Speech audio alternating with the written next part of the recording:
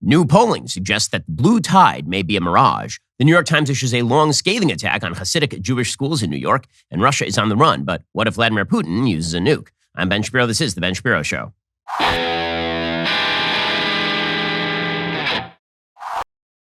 Today's show is sponsored by ExpressVPN. Thousands of my listeners have already secured their network data. Join them at expressvpn.com/Ben. Well, the brand new inflation data is out, and it's really, really bad. The inflation data from Joe Biden's administration continues to just buck all expectations that the Fed was going to bring this thing under control. You're talking about 8.3% inflation out today. Well, you know, one of the things you can do to hedge against things like the government in control of the currency is invest at least a little bit into precious metals.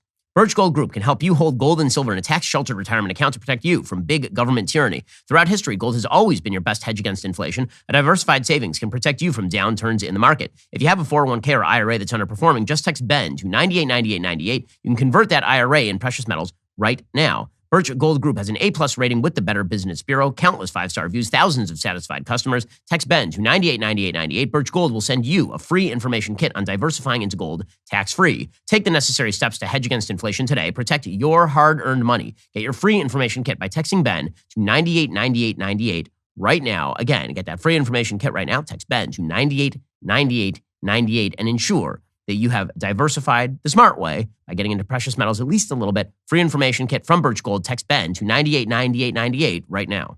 Well, for a while here, the polls have been suggesting that this congressional election is going to be a lot closer than originally thought. The suggestion was that Republicans 6 months ago were going to run away with this thing. Now it looks as though it's a lot more even. The latest polls show, the last 5 polls show NPR has the Democrats up in the generic congressional poll 4 points.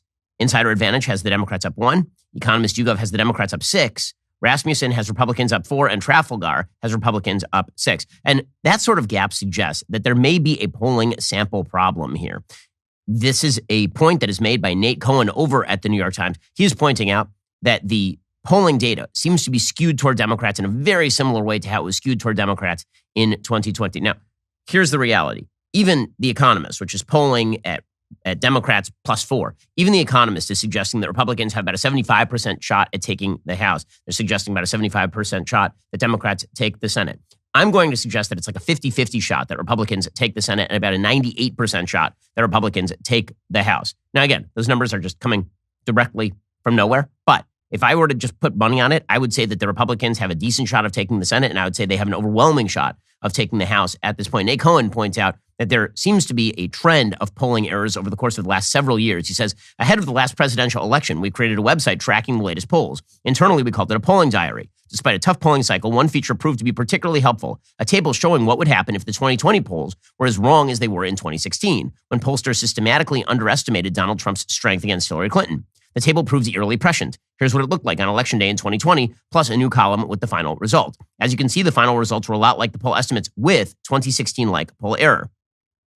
We created this poll error table for a reason. Early in the 2020 cycle, we noticed Joe Biden seemed to be outperforming Mrs. Clinton in the same places where the polls overestimated her 4 years earlier. That pattern didn't necessarily mean that the polls would be wrong. It could have just reflected Biden's promised strength among white working-class voters, for instance, but it was a warning sign. That warning sign is flashing again. Democratic Senate candidates are outrunning expectations in the same places where the polls overestimated Biden in 2020 and Clinton in 2016. Wisconsin is a good example, says Nate Cohen. On paper, the Republican Senator Ron Johnson ought to be favored to win re-election. The 538 Fundamentals Index, for instance, makes him a 2-point favorite. Instead, the polls have exceeded the wildest expectations of Democrats. The state's gold standard Marquette Law School survey even showed Democrat Mandela Barnes leading Johnson by 7 percentage points. But in this case, good for Wisconsin Democrats might be too good to be true. The state was ground zero for survey error in 2020 when pre-election polls proved too good to be true for Mr. Biden. In the end, the polls overestimated Biden by about 8 percentage points. Eerily enough, Barnes is faring better than expected by a similar margin. The Wisconsin data is just one example of a broader pattern across the battlegrounds. The more the polls overestimated Biden last time, the better Democrats seem to be doing relative to expectations.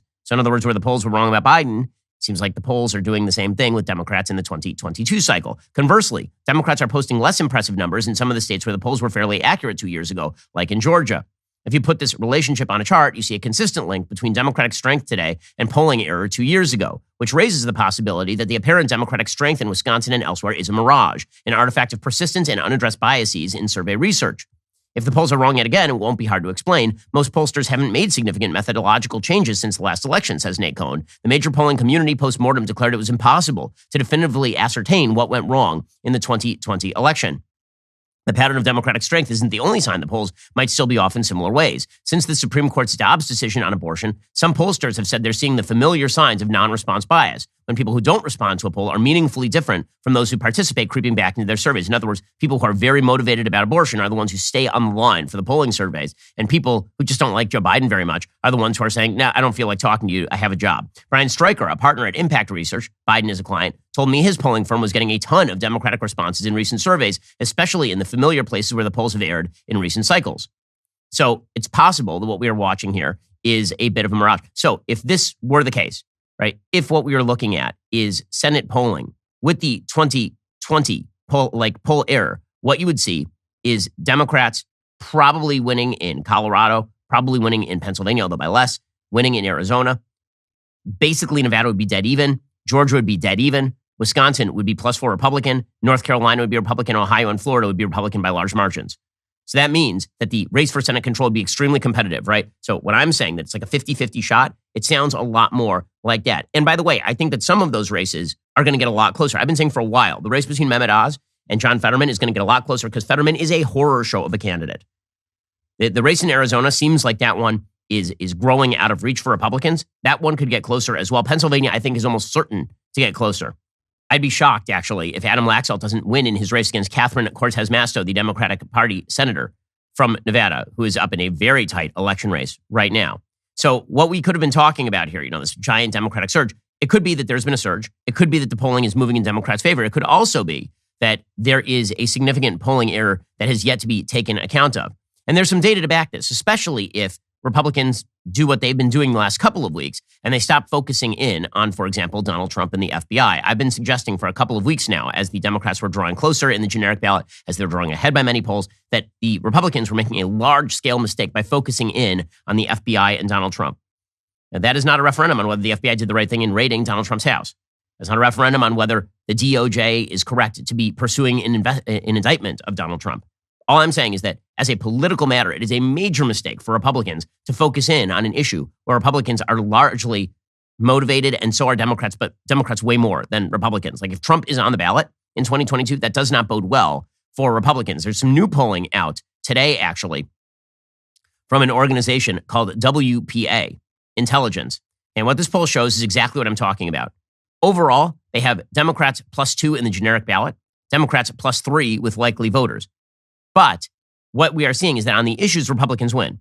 When it comes to Trump and the FBI, Republicans get themselves in trouble. So Trump's favorables among independents, for example, he is at -32 among independent voters. Biden's favorables among independents, a lot of people are saying, well, yeah, but Biden's the president. Yeah, Biden's favorables among independents, -22. Okay, so what that shows is, again, Biden is actually more favorable among independents than Trump is. Among moderates, so-called moderates in the voting base, Trump's favorables are -42. Biden is at underwater by just 5 points. So if Trump is made the point of comparison in 2022 for Republicans, they're going to be in serious trouble in the Senate, and it's going to hurt them pretty badly in the House. Same thing is true by the FBI, by the way. Like overall, the FBI still has a +22 favorability rating. So making that the top of your issue pile is a big mistake for Republicans. Now, on the fundamentals of the election, the Republicans are still way ahead.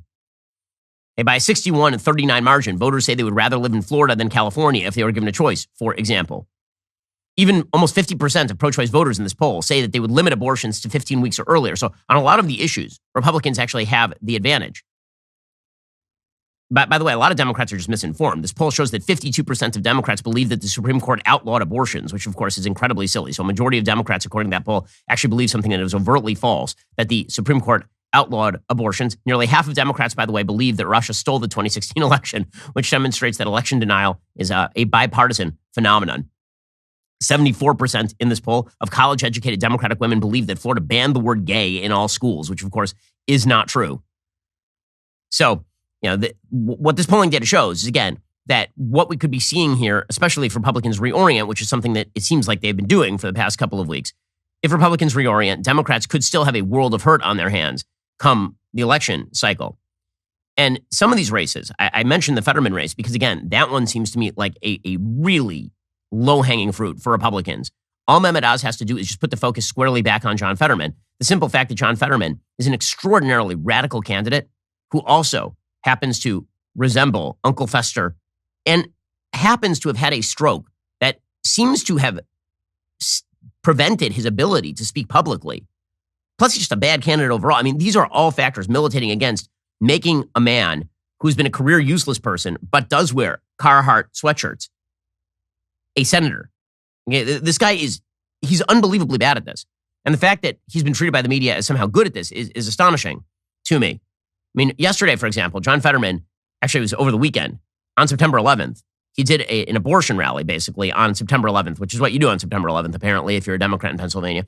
And he was wearing his fabled Carhartt hoodie because he's one of you. He's one of the people, a person whose parents have basically supported him through his mid-40s, and who is the mayor of a town of 1,800 people with a salary of under $2,000 per year, living in an apartment that he bought for $1 from his sister. And John Fetterman declared himself John FetterWOMAN on the campaign trail over the weekend, which, ladies, you can have him. My name is John FetterWOMAN. Okay, that's part of that clip. If you can't see it, John Fetterman looks down. He's holding a pink shirt that says John FetterWOMAN, like a dolt. And he looks down at the shirt to remind himself that it says FetterWOMAN. Now, this is not a hard joke to remember. His literal name is Fetterman. All he has to do is add a woe in front of the man to get John FetterWOMAN. But he has to literally look down physically at the shirt. He's not in great shape here. He has to look physically down at the shirt to remind himself that he is supposed to say FetterWOMAN. This is the person you want in the United States Senate if you are the people of Pennsylvania? Really? This person? And again, listen, health problems are sad and difficult. Also, they can absolutely be disqualifying for higher office, obviously. And here, during that same rally, here's John Fetterman not being able to speak. This is a problem, guys. You didn't have a doctor in your life making fun of it, making light of it, right, or telling you that you're not fit to be served. Can you describe a stroke and what's happened? So it's the most important race for the Senate here for 22. We have to replace Pat Toomey. Senator Toomey was not very nice to me. Pat Toomey is a miracle. He had a chance. Oh boy. To match me up again. Abortion is the ballot now in November. What? My goodness. That is hard to watch. Well, it may be important in Pennsylvania to have a Senate candidate who actually is capable of being a Senate candidate. But in business, I'll tell you what's important. That is having a business capable of running efficiently. And I'll tell you what you can't afford is to spend a lot of time and money on going to the post office. That's a dumb thing to do. If you're a small business owner, you know how important it is to be ready for the insane holiday season that is about to begin. If you haven't already started preparing for the chaos of holiday mailing and shipping, you're already falling behind. Luckily, Stamps.com has everything you need to make your life a whole lot easier. It's the 24/7 post office you can access from anywhere, no lines, no traffic, no hassle. Here at DailyWire, we've been using Stamps.com since 2017. We are not here to waste our time. Stamps.com is your one-stop shop for all your shipping and mailing needs. For more than 20 years, Stamps.com has been indispensable for over 1 million businesses. Get access to the USPS and UPS services you need to run your business right from your computer. With inflation on the rise, every dollar counts. Protect your margins with major discounts on USPS and UPS rates up to 86% off. It's a stress-free solution for every single business. Use Stamps.com to print postage wherever you do business. All you need is a computer and printer. Get ahead of that holiday chaos this year. Get started with Stamps.com today. Sign up with promo code Shapiro for a special offer that includes a 4-week trial plus free postage plus digital scale. No long-term commitments, no contracts. Head on over to Stamps.com, click the microphone at the top of the page, enter code Shapiro. Even the Washington Post is like, this guy might not be able to be a senator. The Washington Post editorial board put out a full-scale piece today talking about how John Fetterman needs to debate more than once for the Senate to demonstrate that he's actually fit for the office.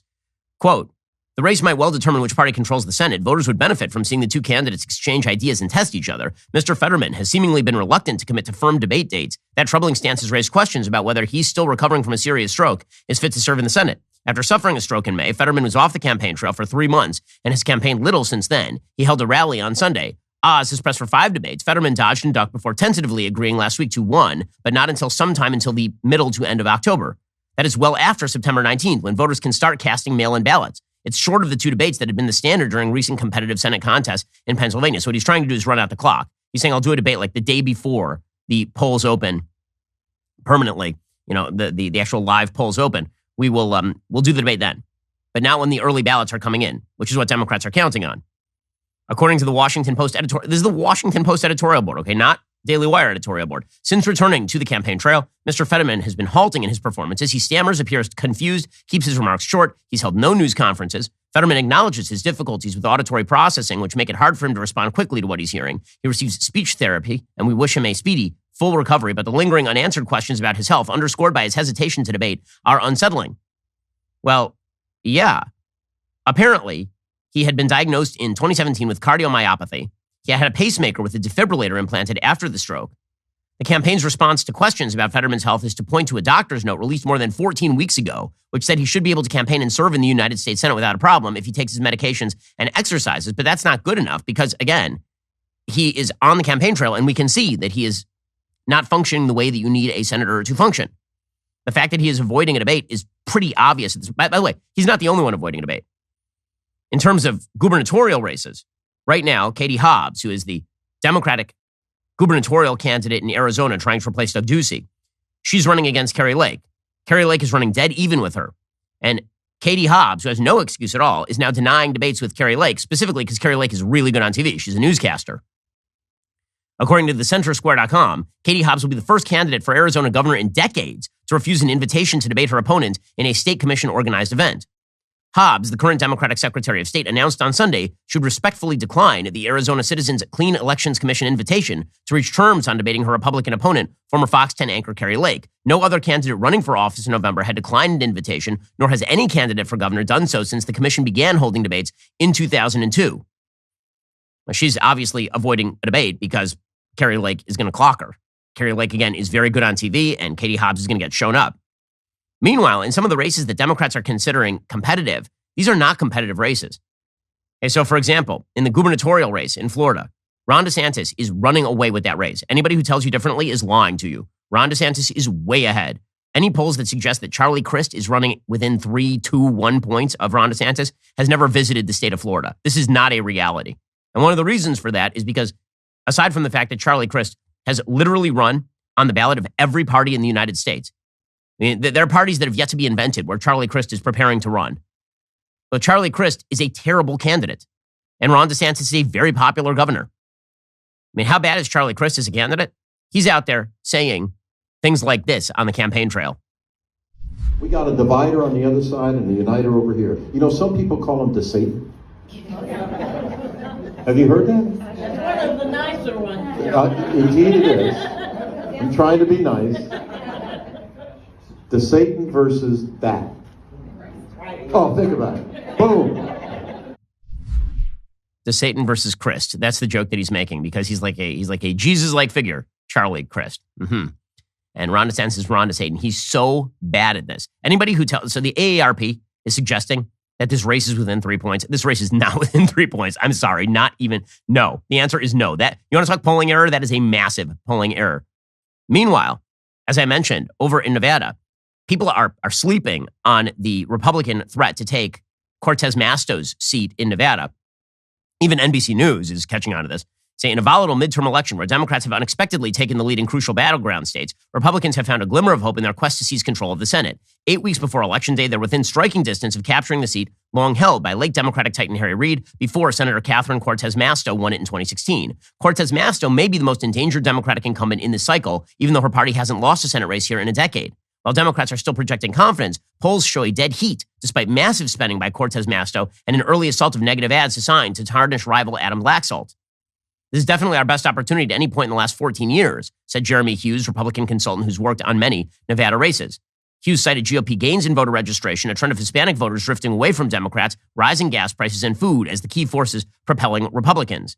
In an interview, Cortez Masto, who eked out her first Senate victory here by 2.4 points in 2016, acknowledged she had her work cut out for her if she wants to keep her seat. She said Nevada's races are always competitive. I'm not going to take anything for granted, and you can't either. Okay, well, again, she should not take that seat for granted, considering the fact that Adam Laxalt is a very good candidate. He is running a strong race against her. There's some other races, by the way, that seem a lot more competitive that people are sleeping on. I mean, the Colorado Senate race right now, that is a possible win for the Republicans, despite the fact that Colorado has turned pretty significantly blue. Republican Joe O'Dea is running very competitively against Michael Bennet right now. According to the latest polls, Bennet has the lead. But again, there are people, these polls are within the margin of error. I mean, there's one poll showing Bennet at 48 and O'Dea at 47 with 5% undecided, according to the Washington Examiner. There are a lot of close races out there. So this is why I'm saying. And I think that a lot of the pessimism is starting to wane as, again, the focus moves off of Trump and back onto the key issues, which, by the way, is one of the reasons why you're seeing so many leaks from the DOJ. Anybody who believes that the DOJ and the FBI are apolitical, why are all the leaks always in one direction? Why? So apparently the Justice Department is subpoenaing Trump administration officials. Well, how are you going to know if somebody arrives at your door to deliver a subpoena to you? I mean, I don't know how you voted, but there's a decent shot that might happen under Merrick Garland's DOJ. Well, here's the thing. If you want to protect your home, the way I protect my home, you need a Ring alarm. Now, I know what you're thinking. Ring is the video doorbell company. They also have an alarm. Yes, they do. Ring makes an alarm. It's an award-winning home security system with available professional monitoring. When you subscribe, best of all, you can easily install it yourself. And Ring didn't stop there. They've changed the home security game entirely with Ring Alarm Pro. That's why I've decided to team up with Ring. When it comes to protecting my own home, I've gone pro with Ring Alarm Pro. Ring Alarm Pro is whole home security with available professional monitoring when you subscribe to Ring Protect Pro. Ring Alarm Pro combines a security system with a fast Eero Wi-Fi 6 router for home security and network security, all in one device. Plus, with a Ring Protect Pro subscription, which is an amazing deal, by the way, I get professional monitoring for the ultimate peace of mind. If anything happens, professional monitoring will call me and can request emergency services. So this summer, whether I'm across the country or across town or out of the country entirely, I know everything at home is protected and connected and that it will stay that way. This busy summer season, to protect my own home, I've gone pro with Ring Alarm Pro. You can do the same. Learn more at ring.com/Ben. That is ring.com/Ben. Protect your home the way that I do. Ring.com/Ben to get started. And speaking of which, another leak, again, today, this one about the DOJ going after officials surrounding Donald Trump. According to DNYU's, Justice Department officials have seized the phones of two top advisors to former President Trump and blanketed his aides with about 40 subpoenas in a substantial escalation of the investigation into his efforts to subvert the 2020 election. People familiar with the inquiry said on Monday. And how many anonymous sources can leak information about this investigation before you start to doubt the political nonpartisanship of these agencies? The leaks are the story in many of these cases. The content of the leaks doesn't actually forward this. Like, okay, so you subpoenaed people. Does that mean that they're guilty? Or does that mean you're gathering information? We've had leak after leak after leak in the Donald Trump documents. We had the pictures of the documents on the floor. We had the accusations there were nuclear documents. We had leaks of the back and forth between Trump and the DOJ and all the rest of this. The leaks themselves demonstrate how partisan these law enforcement agencies really are. And now you have this leak as well. The kind of slow drip leading up to the election.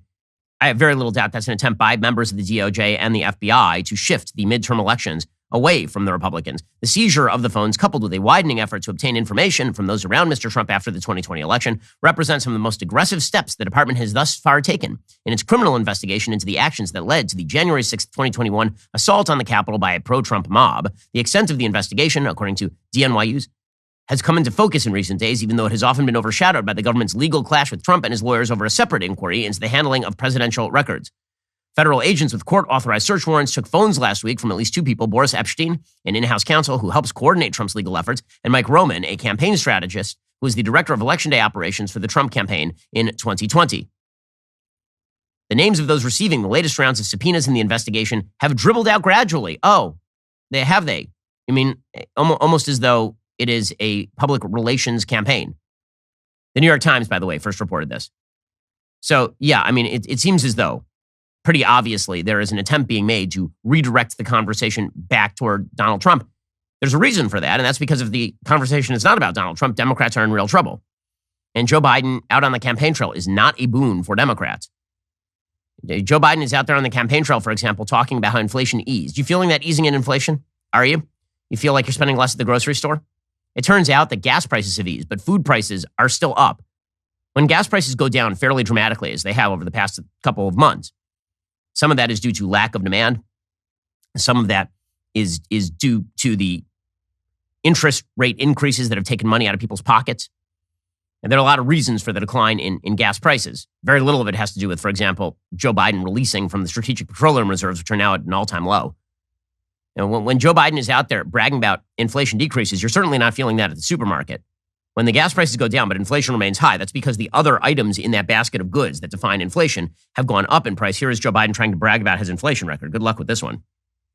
We're seeing hopeful signs of progress on inflation as well. The price of gas, when we said what I was doing wouldn't make any difference, guess what? It's down $1.30 since the start of the summer and continues to go down. Inflation eased in July. That is not it is not his policies. I mean, I'm going to need to see a relationship between the stuff Joe Biden has done and the easing of gas prices, because those are not related. He did not get additional gas out of OPEC. He did not increase the amount of supply in the United States. He has not relieved regulations. He released some from the Strategic Petroleum Reserve. Some of that actually went to China. Again, lack of demand is largely what explains the decline in oil prices. So the Federal Reserve is responsible for that. Meanwhile, Joe Biden is still out there pretending that he can cure cancer. I mean, the guy can't even talk, and he's saying he can cure cancer. It's amazing. Cancer does not discriminate red and blue. It doesn't care if you're a Republican or a Democrat. Beating cancer is something we can do together, and that's why I'm here today. And he's been talking about this cancer moonshot thing. It's one of the great bugaboos of my political life is when politicians get up there and they say, this problem that no one is able to solve because it is one of the deepest and most difficult problems in science. We could all solve it if we only had the sufficient will and poured enough money into it. It's like, dude, that's not how science works. At all. But again, this is the person that Democrats have chosen to make the face of their party. And they're going to have to deal with that. And then secondarily, the other face of their party is Kamala Harris, who's also terrible at this. She's been spending the last week out there talking about how people who oppose her are extremists who trumpet quote unquote so-called freedom. When people use the word so-called, when they use the phrase so-called freedom to describe actual freedom, you should start to get a little bit frightened. The stakes could not be higher. You know, right now, extremist so-called leaders are trumpeting the rhetoric of freedom, while they restrict and systematically attempt to take away freedoms. This is what you're going to run on? Okay, good luck. The people who didn't want to mask up the children and wanted all the kids to go back to school, those are the people who are the true threat to your freedom. Meanwhile, again, his economic policy is going to be the one that's first and that is going to be front and center in the 2022 elections. According to the Wall Street Journal, stocks are riding a tentative recovery with the S&P 500 up 1.1% on Monday. But whether they can keep their momentum hinges in part on how earnings season plays out next month. Analysts have now cut their estimates for third quarter earnings growth by 5.5 percentage points since June 30th. According to John Butters, senior earnings analyst at FactSet, that is more than usual. It marks the biggest cut since the second quarter of 2020, when the COVID-19 pandemic and ensuing lockdowns brought economic activity to a standstill. So they're saying that basically all of these companies are going to stop making money. Companies have also been looking increasingly pessimistic lately. A total of 240 companies in the S&P 500 mentioned recession on their post-earnings conference calls for the last quarter. That is the most ever in FactSet's data going all the way back to 2010. The markets have been resilient, hoping that this is going to be kind of a short and shallow recession. But the simple fact is that if the earnings go down more than people expect, that could turn really quickly. Investors say markets have been able to hold their ground lately, in part because companies are still expected to report modest earnings growth through the rest of the year. Other data points such as employment and consumer spending have continued to show strength in the economy, but many caution stocks' recent gains look vulnerable should data take a turn for the worse in the coming months. David Greshek, Managing Director in Investment Strategy and Research at Asperiant, he says, you've got this really unpleasant combination of very high inflation, an economy that's already slowing down, and a central bank that's tightening policy rapidly. Stock valuations also remain elevated, said Mr. Greshek. This is one of the problems. Okay, the simple fact is that if the stock market has already taken a pretty significant hit over the first half of the year, based on inflationary policy, based on the fact that the earnings are not high enough, as the earnings reports start to lower, the stocks are going to readjust. Remember, if the PE ratios on these stocks remain stable, but the earnings go down, right? The price earnings ratios, if the earnings go down and the price earnings ratio remains stable, the price of the stock is also going to go down. So you will see a stock decline. The S&P 500 trades at 17 times its next 12 months of expected earnings, according to FactSet. That is below its 5-year average, but above where it was at the end of the second quarter due to the fact that stock prices have risen while earnings estimates have fallen. Mr. Gresham said, all things considered, it doesn't really feel like a great time to be adding risk here. The S&P 500 is already down 14% for the year. Meanwhile, Goldman Sachs is cutting hundreds of jobs, which is a sign, obviously, that the markets are ready to boom. I'm being sarcastic. Goldman Sachs is preparing to lay off hundreds of staffers as soon as next week, according to the Wall Street Journal. The job cuts are part of the bank's annual performance reviews that had been suspended during the pandemic, according to a person familiar with the matter. Goldman reinstated those reviews earlier this year following a slump in Wall Street deal-making activity. Goldman had 47,000 employees on staff at the end of June, up from 41,000 a year earlier. After a record-setting 2021, the industry-wide slump in mergers and new IPOs has hit Goldman's bottom line this year. Second quarter investment banking revenue fell 41% from a year ago. Goldman's profit fell by nearly half in that same period. Well, yeah, as the inflation gets taken out of the economy, a lot of that speculation goes away as well, and that means that Goldman gets hit. So, again, when Goldman Sachs is cutting jobs, that is not a wonderful sign for the economy. Meanwhile, a U.S. rail strike is looming. So the Biden administration's preferred policy of boosting unions is actually going to turn around and clock it right in the face. It turns out that when you give unions disproportionate power, they can hold up the United States economy. This is one of the least covered stories in the media. The Washington Post has a good piece on it today for, I think, the biggest and best piece on this. President Biden apparently made calls to union leaders and rail companies on Monday, pressing for a deal to avert a national railroad strike that is days away from shutting down much of the country's transportation infrastructure. You like supply chain bottlenecks? Get ready for the freight trains to stop running. Biden administration officials have also started preparing for a potential shutdown, warning a strike could seriously damage the United States economy, as well as hurt Democrats in the upcoming midterm elections, according to two people familiar with the matter. Oh, you mean that the alligator that you were riding on turned around and started to eat you, Biden administration? Those unions who were your friends, it turns out that they want a chunk of you? Shocker. Biden's calls follow unsuccessful emergency meetings at the White House last week, which have been led by the White House National Economic Council and included Labor Secretary Marty Walsh, Transportation Secretary Pete Buttigieg, the most indispensable person in the administration who just went absent for several months and no one noticed, is also involved in trying to broker the impasse, said the two people, who spoke on the condition of anonymity to speak freely about internal deliberations. The stalemate pits two of Biden's top priorities against each other. The president has been an adamant defender of union workers, but does not want a breakdown in the nation's transportation infrastructure that would disrupt commuter and passenger services. The administration has basically no time to act. The nationwide rail shutdown is set to go into effect after midnight on Friday. Labor and management have been at an impasse over difficult issues like sick time and penalties for missing work. It would be the first such strike in about 3 decades. Amtrak is already warning passengers interruptions will begin Tuesday on its national network. The passenger railroad said it's pulling trains on 3 long-distance routes to avoid possible passenger disruptions while on the routes.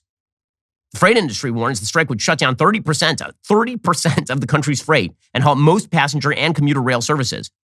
A freight railroad shutdown could devastate Amtrak operations, according to the Association of American Railroads. Oh, yeah, I'm shocked. You mean that when you empowered all of these unions and they decided that they wanted more from you, that's bad? No, it's just shocking. By the way, biggest news of the day, biggest expectations of the news for the day is a worse than expected inflation report less than 2 months away from the midterms. The consumer price index was expected to rise 8.1%. Instead, CPI rose 8.3% year over year for August. So all of that talk that Joe Biden was saying about how he had stabilized inflation, what that means is that the Federal Reserve has been attempting to raise those interest rates and cut down on inflation. And they were trying to get to this sort of lukewarm state where they could gradually increase the inflation rates and prevent the economy from falling into recession. They're going to have to slam on the brakes. Grocery prices keep going up, according to Neil Irwin, who is the chief economic correspondent at Axios. Another 0.7% rise in food at home, up 13.5% over the last year. 13.5% increase in the price of food over the course of 1 year. Okay, these are bad numbers for the Democrats. And what you're going to see right now is the stock market take a serious dive, because the stock market basically priced in the idea that the inflation was going to be brought under control. All items right now, 8.3%. Food, 11.4%. 11.4% year over year inflation. Why? It's almost as though when you fire hose money into the economy, the way that the Biden administration has, and you regulate, and you are on the verge of a railroad strike, that maybe all of this bad policy has consequences. Who would have thought? So who, by the way, is going to be, all Republicans have to do is point. Okay, as I've been saying for a very long time, the entire Republican campaign, this is true in 2016, it's true in 2020, it's true forever. All Republicans have to do when Democrats are in charge and govern this badly is point. like Donald Sutherland at the end of Invasion of the Body Snatchers. That's all they have to do. That's all they have. Just point at the Democrats, because there's only one party that's in control right here. There's one party that's in control.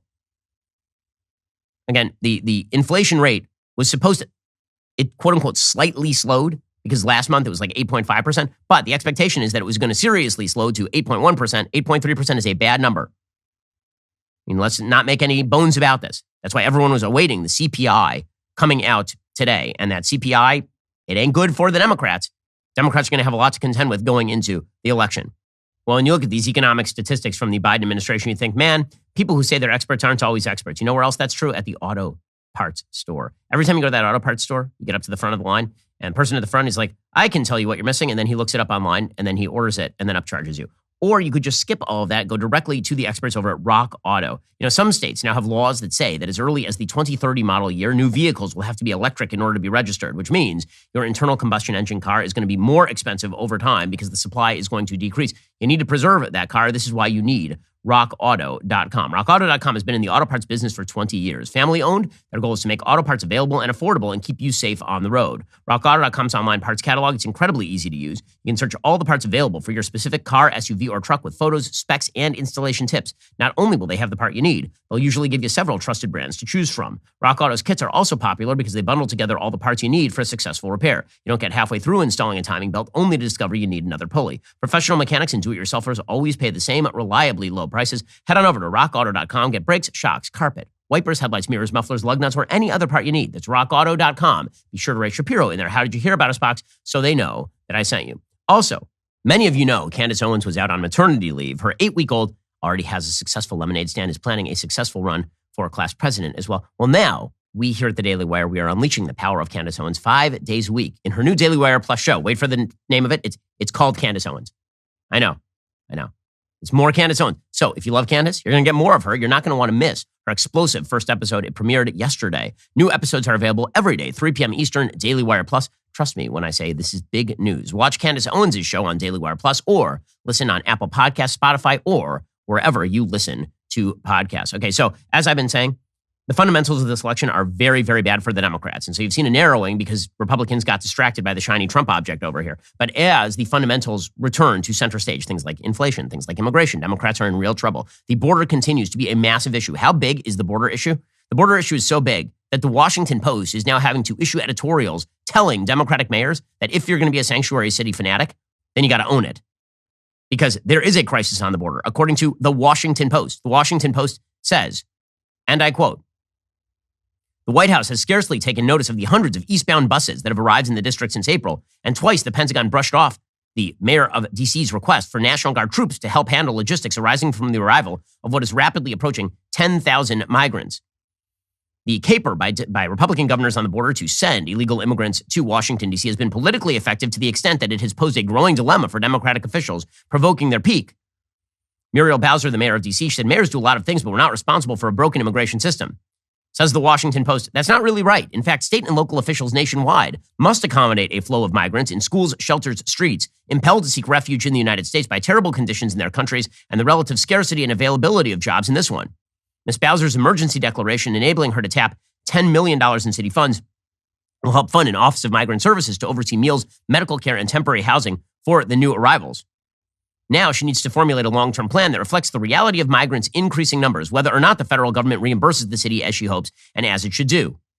Ms. Bowser didn't directly ask for this problem. Nonetheless, it is hers to solve. Well, good luck to the Democrats.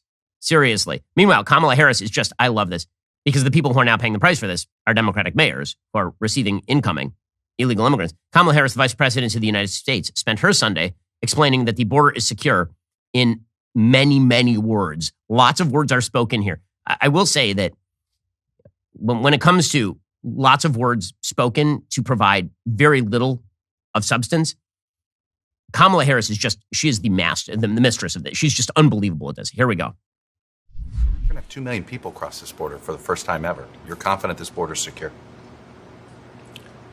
We have a secure border in that is a priority for any nation, including ours and our administration.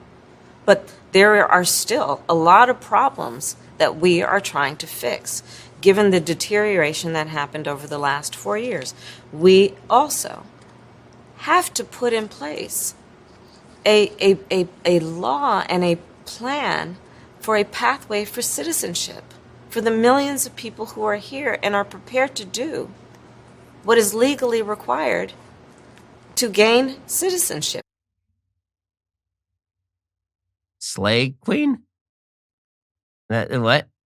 My favorite part of this, whoever suggested that Kamala Harris is the human incarnation of a predictive text mechanism, that's exactly right. She is a bad algorithm. Right? She types in 3 words, and then she waits for the next 3 words to pop up in the Google search bar. And then she says those 3 words, and then she waits like several seconds. She even speaks like that. She stops, and then she adds a few words, and then she waits to see what happens next. And she doesn't know which way she's going. It's really suspenseful to watch her. It's very different than watching Joe Biden. The suspense in watching Joe Biden speak is whether he's going to emerge alive at the end of his speeches. Right? That's the suspense. It's really high stakes. Kamala Harris, the suspense is, does she know what's going to come out of her mouth next? Like, I really enjoy the parts of that particular statement where she says, the border is secure and that is a priority for any nation to have a secure border. That doesn't mean anything. What does that mean? That's like saying the nation is prosperous in the sense that it is in the interest of any nation to be prosperous.